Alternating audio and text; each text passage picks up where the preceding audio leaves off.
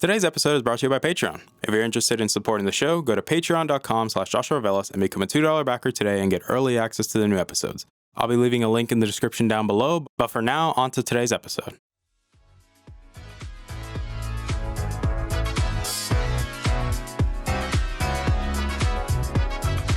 You're listening to the Augmented Experience podcast. I'm your host, as usual, Joshua Velas.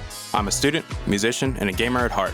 Join me as I sit down every week to talk about all the latest news in the technology, business, and video game world. I hope you guys enjoy.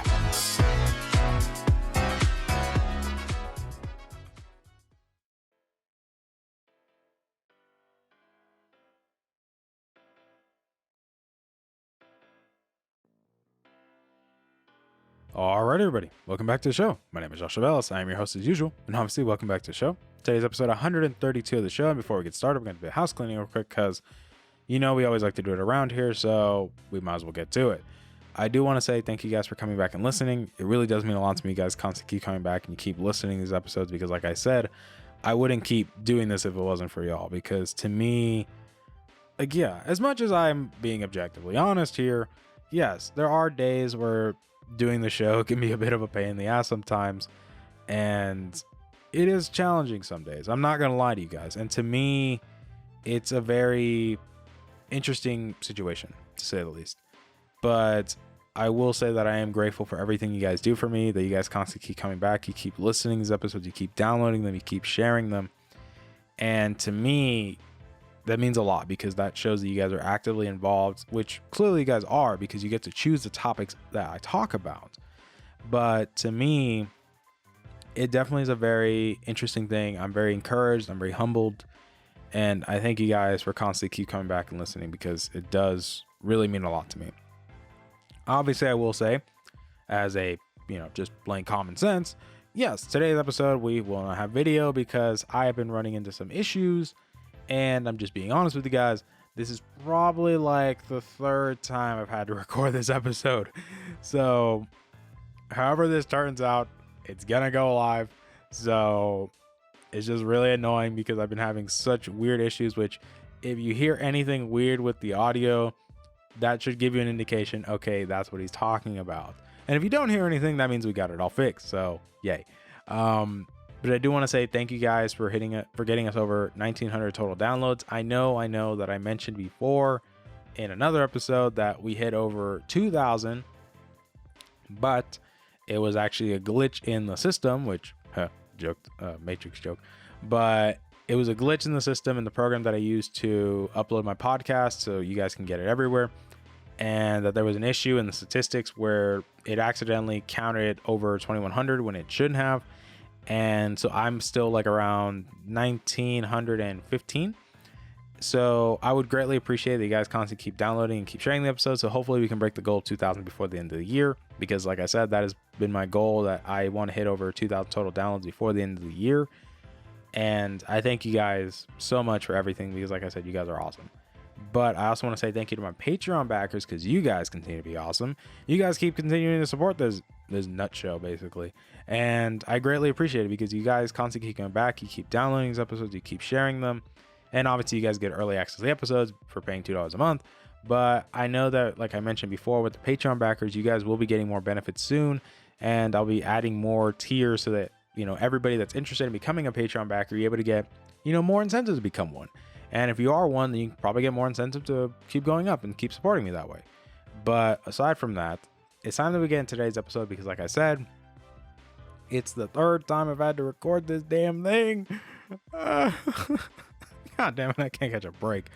It's the third time I've had to record this, but it definitely is a little bit encouraging, because this is the third time I get to talk about this topic, which to me is very interesting, because I've noticed how every time I've talked about this, it's always been new insight with each time.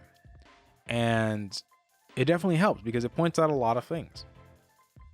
So what are we talking about exactly? Because I know not everyone follows me on Instagram, which if you don't, you should go follow me at Silmungi on Instagram, which should be pretty obvious. You should see my lovable face and you'll know who I am. But we're talking about the Nvidia 3000 series.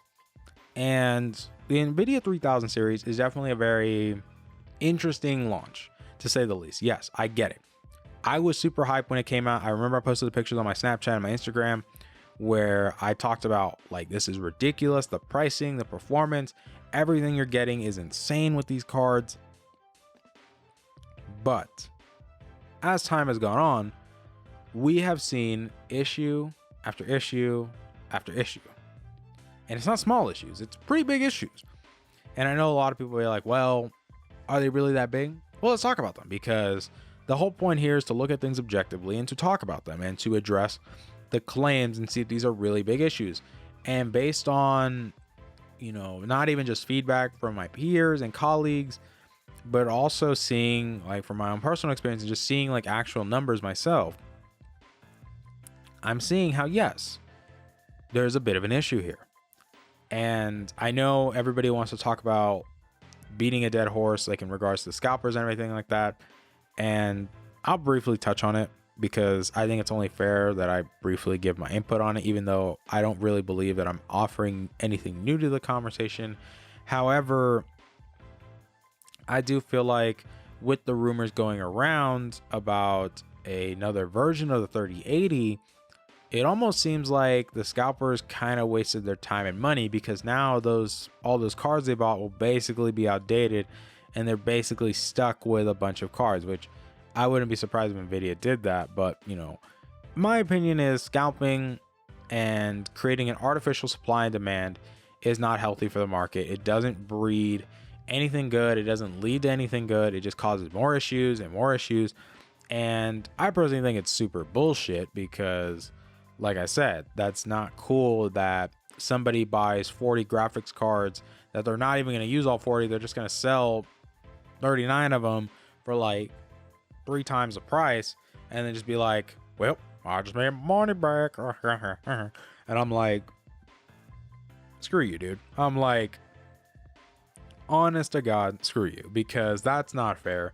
That a lot of people spent time, hours, basically trying to get this card, and the fact that you basically screwed a lot of people over from getting access to this is a really shitty move. And then you proceed to go on social media and say, oh, it's supply and demand, get over it. When I'm like, no, this isn't supply and demand. This is artificial supply and demand, where you created a demand when there wasn't one, where you created a shortage when there wasn't one. If it would have sold out naturally, that's a whole different story. But the fact that it didn't, and the fact that it's very obvious that bots and scalpers were the ones buying a majority of the cards, then yes, it's a very shitty situation. Not even gonna sugarcoat it. It's pretty shitty. And that's really all I have to say in that matter, because like I said, this has already been beaten to death. Other people have already talked crap about scalpers. Some people have been promoting strategies of messing around with the scalpers that have been doing this stuff. And I'm not going to be doing that, because like I said, I don't need to do that. That's like, you guys can do whatever you guys want on your own personal time. That's up to you guys. But to me, what's very interesting is the whole overclocking issues, the whole inefficiency with the 8nm process made by Samsung, and at the same time, the whole issues regarding the 3070 that is now delayed. But let's get into it. So let's talk about the 8nm process from Samsung, because yes, was it very interesting that Nvidia came out and said, yes, we're using Samsung's new 8nm processor. It's definitely more efficient than what we had before with Turing, obviously because the Ampere engine runs, or the Ampere architecture runs on the 8nm process.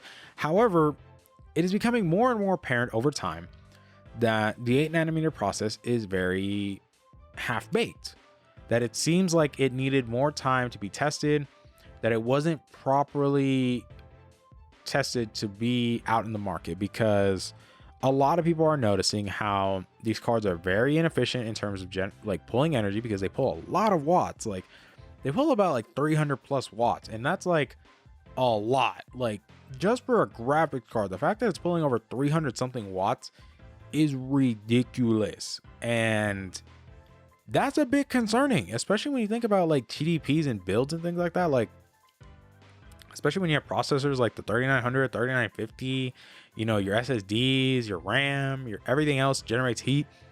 And now you're adding all these extra things that are causing, I would say you're generating more I'd say you're definitely pulling more wattage. And as a result, a lot of people are going to have to change their builds. And that's kind of crappy because now a lot of people have to change how they go about building their computers because, like I said, these cards pull a lot of energy. And as a result, you're going to need a bigger power supply. That's why a lot of people used to say, yes, it was recommended for like a 2070 Super or 2080 Super, 2080 Ti, that you needed a 750 watt power supply recommended. Now, I would say your bare minimum should be a 750, especially given everything. Like I would say 750 80 plus platinum because of how ridiculous these things are, that you definitely need some serious PSUs. You need some high quality PSUs because these things are pulling a lot of power, and you definitely, I would say even borderline, a lot of people's builds are probably going to need 1,000 watts because of how inefficient these cards are. And granted, I personally don't have to worry about that because in my case, yes, I have a 1200 watt 80 plus platinum power supply. Do I recommend that for everybody? No. The only reason I got that is because I got a good deal on it. It was brand new. It was 150 bucks. It was better than buying a 750 watt 8 plus gold. I'm just saying, if you compare the prices, it makes more logical sense, even though, yes, I get it. 1200 watts is a pretty big power supply. It is an electric bill's worst nightmare. Granted, I don't pay electricity here on campus, so I don't have to worry about that. But it is definitely a big chunky boy, but I don't have to worry about it. So, we can move on from there. I know it my mom hates it. My mom definitely hates that power supply with a burning passion, but it is definitely interesting in how Nvidia, yes, I get it. These cards were advertised to the moon and back. They were incredibly popular with everybody, especially when the pricing was revealed, when things like, I would say, when the pricing was real, the performance, like the performance based on the low pie charts and things like that, where they showed like the 3070 was competing with a 2080 Ti, 3080 was like almost 2 times more powerful than a 2080 Ti, and obviously the 3090 being a very, chunky boy, and being obviously a massive card and very power efficient with 24 gigabytes of VRAM, like, monster. And it's $1,000 less. So it's basically a Titan for $1,000 less. So that's pretty cool. But I will say that, yes, even though these cards had a lot of things going for them in terms of pricing, that they were viewed as Nvidia realizing like, hey, let's pull back pricing a little bit. We realized we messed up with the 2000 series. Because yes, the 2000 series was not the best case scenario for a lot of things, because yes, the pricing was kind of bullshit. I'm not going to lie to you guys. Like $1,200 to $1,400 for the 2080 Ti, like, yeah, that was pushing it a lot. Like, yes, was an amazing card. Absolutely, it was amazing. The 2080 Ti was still amazing, and it was still considered the benchmark for like peak gaming performance up until the 3080 and 3090. But yeah, it still was expensive, and Nvidia did not make the wisest decisions. They realized like, yeah, a lot of people did not upgrade from the Pascal architecture to Turing because of the pricing and how the performance didn't really line up. And Nvidia, especially with their marketing with the 3000 series, definitely promoted a big upgrade, that now they are primarily focusing on how people that were on Pascal can now finally upgrade, that they had a reason to upgrade. And now you come to find out a lot of issues are starting to pop up with the third-party cards, primarily in regards to overclocking and pushing these graphics cards to 2 gigahertz. And this is where we find out the limitations of the 8nm process from Samsung, that it's not as power efficient as it should be to be able to handle these higher clocks. And as a result, we're getting cards that are causing blue screens, we're getting black screens, we're getting crashing, and it's just ridiculous. And a lot of people have noticed that it doesn't happen with the Founders Edition cards, because I guess with the Founders Editions, there's a hard limit.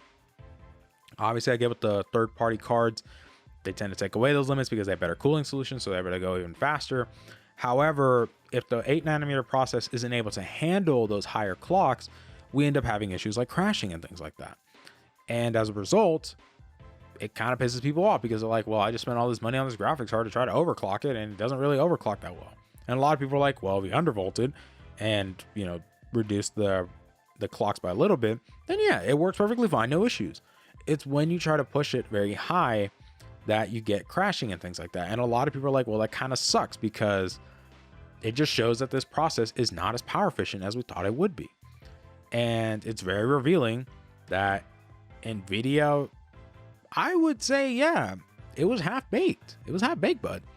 I think that the process was not truly ready. They just wanted it to be ready. They didn't want to go back to the old process they had for Turing, and they wanted something new. So they just went with Samsung. But that also explains why these graphics cards weren't made in large quantities, because they did not trust Samsung's 8nm process fully. They wanted to make some cards out, see what would happen, you know, test the waters a little bit. And when they find out that it's not the most efficient, they're probably going to go back and make new ones with a more efficient process. And that's the downsides with being an early adopter, is that now you are having to deal with the labor pains. You are going to have to deal with the pains of being an early adopter. And this sucks, especially for a lot of 3080 owners, that if you were lucky enough to get a 3080 day one, congratulations. I applaud you that you were able to get one. But a lot of rumors are pointing that there's going to be a 20 gigabyte model. And it makes sense, because the 3080 is a 10 gigabyte, the 3090 is 24 gigabyte, and you're looking at $700 in between the $1,500 range, and there's a big gap. So there's obviously a gap there, and it has to be filled. So a lot of people are thinking, well, maybe it's going to be a 3080 Ti. And I'm like, no, 3080 Ti does not make sense, because it doesn't make sense. If the performance jump from the 3080 to 3090 isn't so big, there's no point to make a 3080 Ti, because there's no jump. There's barely a jump in performance, and all you're getting is more VRAM. That's why a lot of people are pointing out that instead it's going to be a 3080 model with 20 gigabytes. And it will probably replace the 10 gigabyte model at the $700 price range. And a lot of people are like, well, crap. Like, I just bought a card that's outdated. Even though, yes, if you don't need that much VRAM, it doesn't really matter. But I get for a lot of more professional workloads and high, I'd say, VRAM tasks that require GPUs with a large amount of VRAM, then yes, it makes sense that you want a large amount of VRAM, because for gaming, you don't really need more than 11. And I get it. A lot of people are like, well, that doesn't make sense. Why is 8 and 10 still being used? And I'm like, well, we're not really pushing it that much, especially I would say in the graphics where a lot of games are being handled or played at, especially for, like, say, the 3070 at 8 gigabytes and even the 3080, you can play things at 1440p. You don't really need more than 10. You don't even need more than 8, I would say, to be honest. Like, 8 is still good. It's still functional. I think as time goes on, we'll eventually get more when we get higher resolutions. Like, yeah, if you want to play 4K and things like that, then yeah, you definitely need more. But I definitely see the 20 gigabyte 3080 selling incredibly well, because that's going to be the more desirable option, especially because, yes, it's what people wanted. They wanted a high gigabyte model of an 80 card, and they don't want to spend all the money on the Titan, or really the 3090, because that's what the 3090 is. It's basically the Titan of this generation. It's only $1,000 cheaper though. So the 3090 for a lot of professional workloads makes sense, because now you're getting a very, very powerful and impressive card that you don't need to upgrade for a long time for $1,000 less than last year's previous high-end model for that workload. And that's crazy, to be honest, because it's a big deal. Granted, yes, I get it.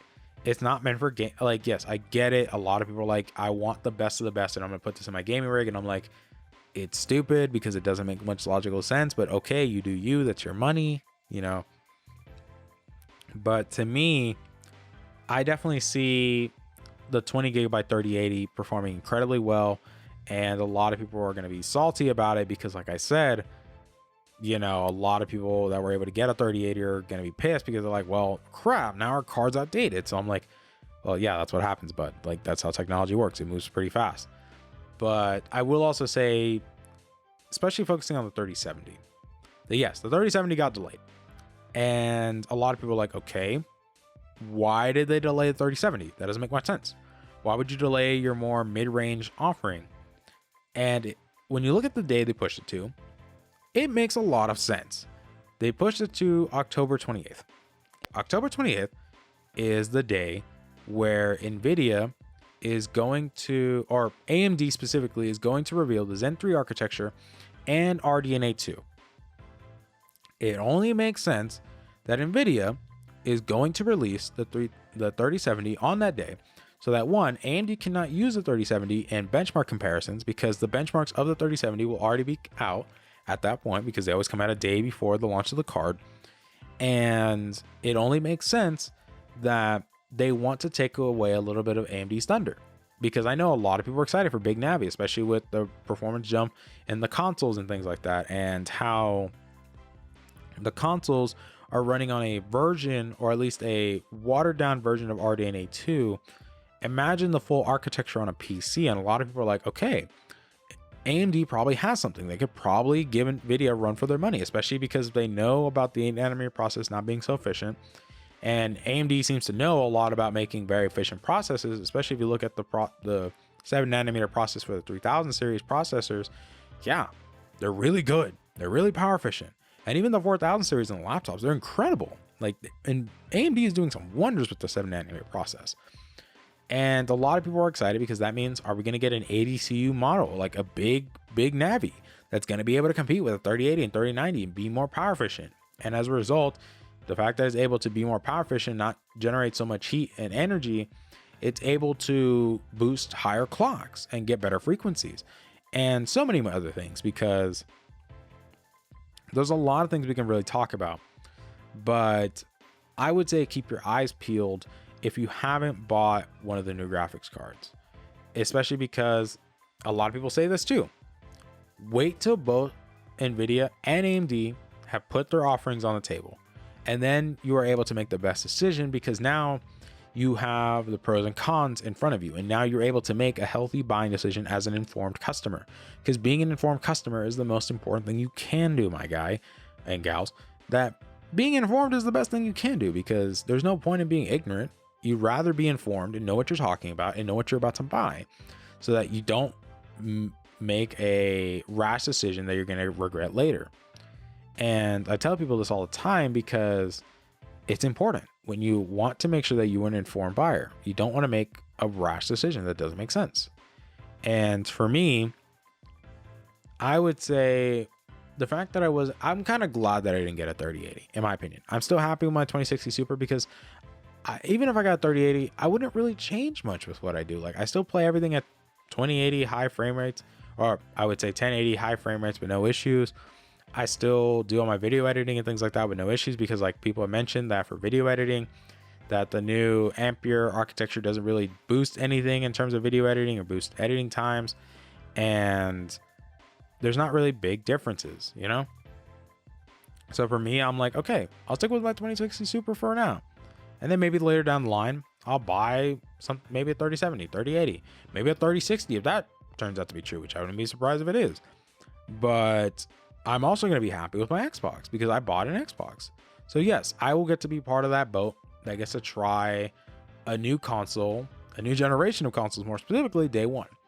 And yes, am I a bit worried? Absolutely, because I know there's going to be issues. I'm not crazy. I'm not stupid. I know there's going to be issues. However, I'm willing to deal with them. And I know a lot of people say the same thing about the 3080 and 3090 is that, look, we're willing to deal with the birth pains, because that's part of being an enthusiast, is you have to deal with the unexpected. You have to, because sometimes there's going to be an issue that there's no solution to, and you just have to deal with it or figure it out on your own and make a solution somehow. But to me, I'm excited to see where this whole process goes, because like I said, AMD is kind of I would say in a good position right now, because they have a lot of things going for them to steal a lot of Nvidia's thunder. But it all just comes down to if they're able to stick the landing. It all comes down to if they're able to truly present something amazing. And Nvidia can also fire back by making, like I said, actually improving the 8nm process, making it more efficient. You know, releasing a 20 gigabyte model card, or the 3060. You know, seeing how the 3070 actually performs, especially for $500. And all we can really do is just wait. We got 3 weeks. Let's wait. That's all we can do. Just wait.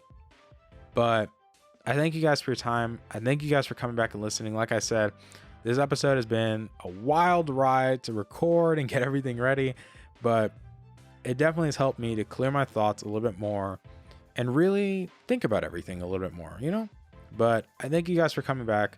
You guys definitely continue to mean the world to me, and I love you guys to death. Please continue to be safe. Please continue to take care of everyone around you, because like I said, we live in a day and age and currently in a world right now where things are weird. Things are not normal, and all we really can do is, you know, have hope that there will be better days. That's really all we can do. And continue to take care of everyone around us in love and compassion, that you continue to be respectful towards everyone around you. You know, if you like today's episode, please leave a like or a dislike. You know, subscribe if you haven't. You know, click the notification bell so you know when these episodes go live. If you're listening on Spotify, Apple Podcasts, or if you'd like to listen to your podcast, thank you guys for coming back. Please continue to download these episodes, share these episodes with your friends. Let me know what you guys think on my Instagram and comment section on YouTube. Let me know how you guys feel about these topics. Obviously, you can go to Instagram to vote on the episodes and the topics that we're going to vote on, or I would say talk about. But I really do appreciate you guys for everything. You guys continue to be great. Have yourselves a wonderful week. This will be the only episode this week because, like I mentioned, I am really busy with school, and school is my number one priority, guys. That's just the truth. It always will be. But please continue to be safe. Please continue to have fun. Don't do anything dumb, guys. Please don't do anything dumb. And I will see you guys next week. I love you guys to death. Bye, guys. Hey there. Thank you for listening to today's episode. I really appreciate it. Thank you guys so much for taking time out of your day and listening to today's episode. If you're interested in supporting the show, whether it be financially, clicking the follow button, or just sharing the episode, it all works for me, guys. Thank you guys so much for your time, and I love you guys to death.